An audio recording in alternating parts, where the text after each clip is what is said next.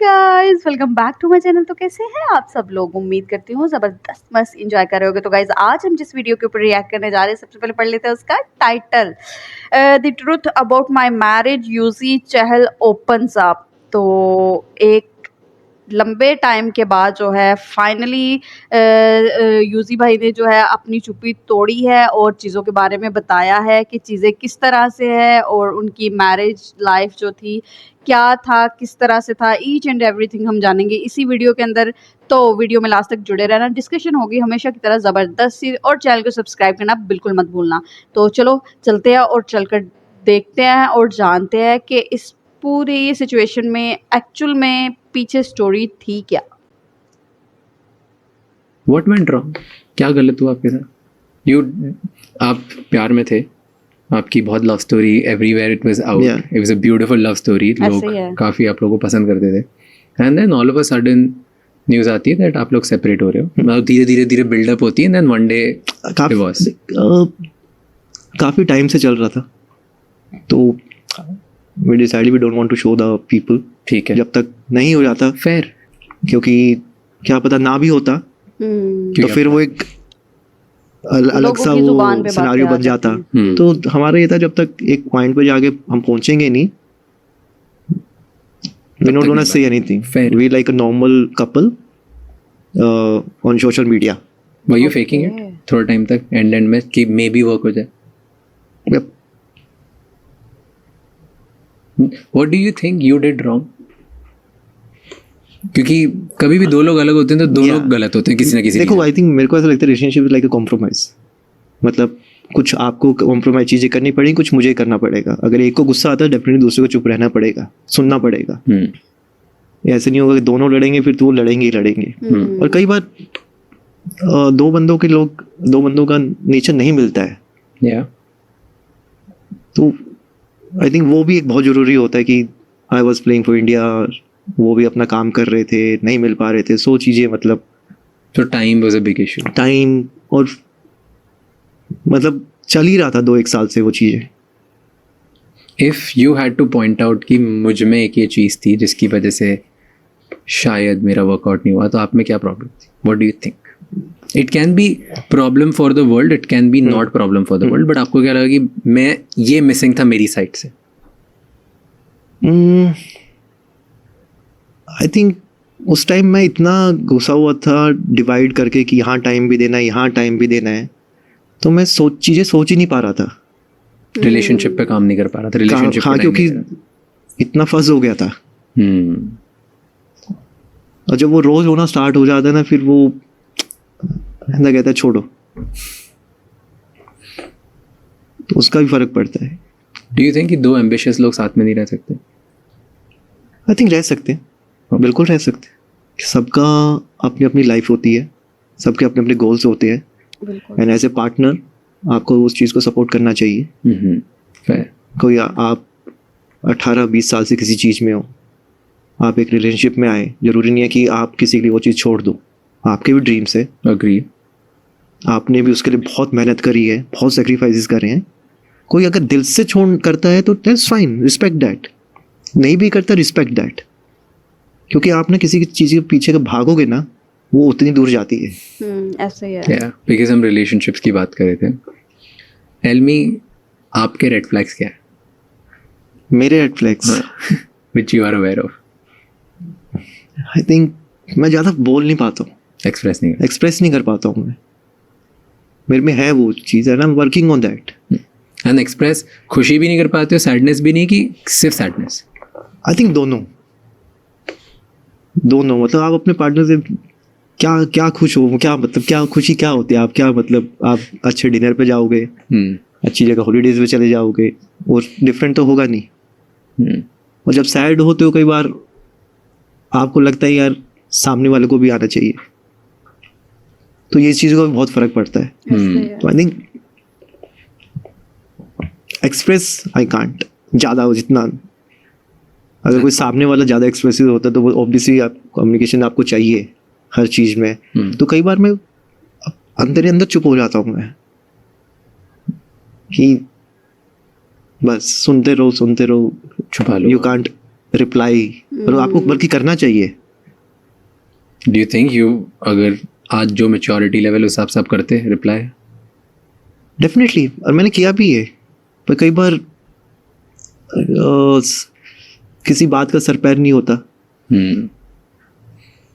और मैं बहुत काम हो गया हूँ, मतलब बहुत काम हो गया हूँ। पहले एग्रेसिव थे?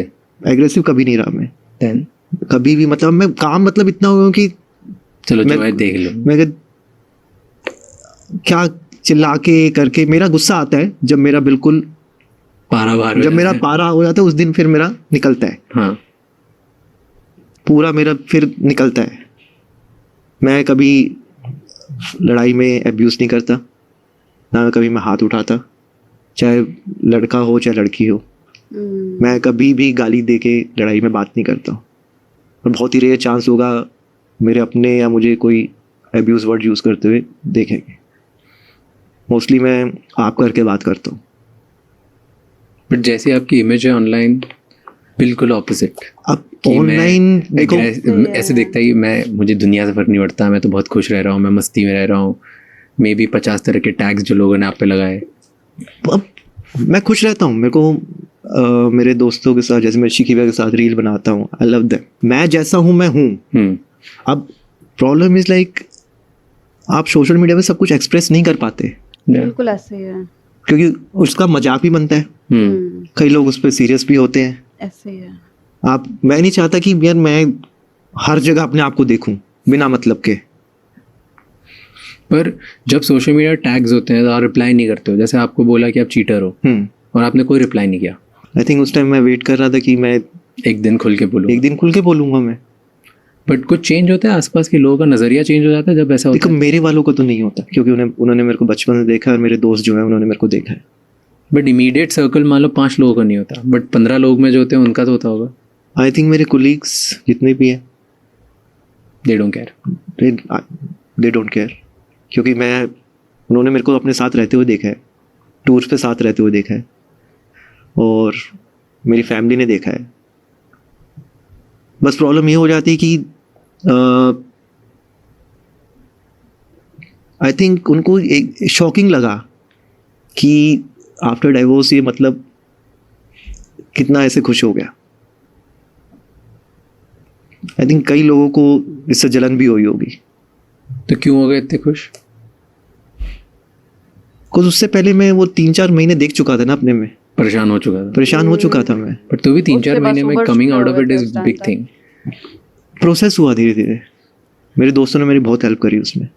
And was it for long time ऐसा भी था क्या कि आप सिर्फ फेक कर रहे थे कि चल ठीक है मैं अपना दुख कोप अप करता हूँ फनी बन के, मस्ती करके, रील्स बना के? आई थिंक उस टाइम पीरियड पे आप बहुत ही कम देखोगे कि मेरी कोई फनी रील्स वगैरह आई होगी या कुछ आया होगा, क्योंकि आई थिंक मैं उस टाइम मैंने रेस्ट लिया। मेरे अनिरुद्ध सर है भैया, इज लाइक चाइल्डहुड से वो हरियाणा के सेक्रेटरी हैं, BC ट्रेजर भी रह चुके हैं। तो मैंने उनको बोला कि मेरे को विजय झारे से ब्रेक चाहिए। I am not able to use my mind, जो मेरे को क्रिकेट फील्ड में कर रहा हूँ। अगर मैं 99% में तब भी नहीं, मतलब उनको बोला आई नीड ब्रेक, मेरे को चाहिए ब्रेक, मुझसे अभी नहीं हो रहा है। क्रिकेट गेव मी हैप्पीनेस, और वो हमेशा देती है मुझे। मैं कहा अगर मैं वही चीज़ ही नहीं कर पा रहा हूँ तो देयर इज समथिंग रॉन्ग। तो फिर मैंने वो 1-1.5 महीने का ब्रेक लिया। तो पर्सनल लाइफ से प्रोफेशनल लाइफ अफेक्ट होने लग गए? हाँ, क्योंकि माइंड में बहुत सारी चीज़ें चल रही थी। But isn't it professional life तो एक तरीके का एस्केप होता है ना पर्सनल लाइफ से? मैं उस पर दिमाग नहीं लगा पा रहा था, मतलब मेरा माइंड उतना जा चुका था, बहुत ज़्यादा ओवर थिंकर हो गया था। बहुत सारी चीज़ें कि क्या चल रहा है लाइफ में, why I want to myself, मैं लोगों को क्यों प्रूव करूँ, साथ में क्या चल रहा है। मैं घर पे भी बैठा हूँ तो भी बहुत सारी चीज़ें चल रही हैं। आप मन कर चलो रील देख ले, लेकिन आप सोशल मीडिया खोलते 10 जगह चीज़ें वैसी। एंड आपको पता है कि आप रिप्लाई करोगे फिर और चीज़ें आएंगी, then you have to keep answering on that. मेरा माइंड उतना उस टाइम पे इतना वो नहीं था कि यार मैं कर पाऊँ इस बारे में बात। So you were just okay and reading it again and again, same चीज़। तो चीज़ होती, then again I'm saying my friends helped me a lot, my family helped me a lot। और क्या क्या मिसकंसेप्शंस थे आपके बारे में? व्हाट डू यू फील कि दुनिया आपको क्यों मिस? आई थिंक ऐसा लगता है कि बहुत हंसी मजाक वाला है, मतलब सबसे हंस के बात करता है, सबको रिस्पेक्ट से बात करता है, तो some fun people tech loving guaranteed like यार इसके साथ तो कुछ भी, इसको कुछ भी बोल दो या मजाक कर दो, एकदम ग्रांटेड लेते हैं, हाँ चल ठीक है। हाँ कि भाई इसको बुरा नहीं लगेगा, क्योंकि ऐसा है कि मेरा नेचर है, मैं अपने साथ रहता हूँ जैसा मैं हूँ। पर कई बार चीजें लगती हैं आपको। बताओ कब लगी? किसी ने कुछ एक्स्ट्रा कर दिया? तो मैं नोटिस करता हूँ हर चीज, मुझे पता है मैं ऐसे ही चेस प्ले नहीं रहा हूँ मैं। मैं छोटी छोटी चीज नोटिस करता हूँ मैं। तो क्या नोटिस, क्या हुआ ऐसे, कब, when did you feel somebody did something and you are like चल मैं हंसी मजाक में टाल लेता हूँ, लेकिन आपको बुरा लगा? कई बार दोस्तों में बैठ के मजाक ऐसे हो जाते हैं, कई बार फिजिकल हेल्थ पे हो जाते हैं, क्या इतना पतला सा है, बुरा लगता है, लोग बोलते हैं। कई बार क्योंकि आपको पता होता है कि कौन आपकी खिंचाई कर रहा है और कौन ऐसे एज ए दोस्त बोल रहा है। तो मैं वो चीज़ नोटिस करता हूँ, उनको लगता है कि मैं नहीं करता, लेकिन मैं प्रॉपर तरीके से नोटिस करता हूँ। मैं ऐसा नहीं है कि मैं उसको रिटर्न में आई विल वेट कि भाई मेरे को भी एक मौका मिलेगा तो मैं भी करूँगा, नहीं, then it's not a friendship. मेरे दोस्त हैं, मैं उनसे मजाक करता हूँ, मजाक लेता भी हूँ, अगर वो मजाक की तरह है तो। सुपर, वही बात हो जाती है यार, जो हकीकत है ना वो हम लोग कभी भी सोशल मीडिया पे उस तरह से नहीं लेके आ सकते, लेकिन चंद वो लोग जो जानते भी नहीं होते लेकिन उठकर बहुत सी बातें कर रहे होते हैं। और इवन हमने कुछ मंथ पहले देखा था कि चहल भाई जिस तरह से वो कोर्ट गए और वो सारा कुछ काफ़ी मीम्स बनी, लेकिन जैसे कि आज हमें पता चला कि ये चीज़ें काफ़ी पहले चल रही थी और काफ़ी ज़्यादा वो डिस्टर्ब भी रहे, जिसमें अगर लाइफ में फैमिली मेम्बर्स और अच्छे दोस्त मिल जाए ना, तो मुझे नहीं लगता कि दुनिया की कोई भी तकलीफ़, कोई भी परेशानी आपको हरा सकती है, क्योंकि आपके बैक पे सपोर्ट बहुत अच्छी होती है। तो फैमिली तो बेस्ट होती है इन मामलात में, इसलिए उनको फैमिली बोला जाता है। तो अगर फैमिली उठ के बातें करे तो यार फिर तो कोई फ़ायदा नहीं, फिर तो अपने भी पराये लगने लग जाते हैं। बाकी जब घर वाले और आपके दोस्त यार जो हैं आपके साथ होना, यार कोई टेंशन नहीं होती, कोई फ़र्क नहीं पड़ता। बाकी चीज़ें लाइफ है यार, ऊपर नीचे होती हैं, लेकिन अब जो है सोशल मीडिया ने इतना कुछ ख़राब किया हुआ है कि भाई साहब कुछ भी डिस्कस करने बैठ जाते हैं, कैसे भी बोलने लग जाते हैं। दूसरों पे कीचड़ उछालना ईजी होता है, लेकिन अपनी ज़ात पे अगर वही चीज़ आए ना तो फिर मज़ा आता है और फिर इंसान से देखा भी नहीं जाता। तो इसलिए थोड़ा सा हाथ गाइस खोला रखा करो, इतना भी ज़्यादा मत किया करो। वही बात है कर्मा, जब चीज़ खुद पे आती है ना फिर समझ लगती है, और वो चीज़ एक ना एक दिन ज़रूर आती है और उसी को कर्मा कहा जाता है। बाकी गाइस कैसी लगी आप लोगों को चहल भाई की ये बातें और कैसा लगा ये पॉडकास्ट? उम्मीद करती हूँ वीडियो पसंद आई होगी। अगर वीडियो पसंद आई है तो प्लीज़ डेढ़ प्यार बरसाना और जितना हो सके इसको शेयर भी करना। बाकी मिलते हैं ऐसी और इंटरेस्टिंग और डिफरेंट सी वीडियोज़ के साथ, तब तक के लिए टेक केयर, अल्लाह हाफ़िज़।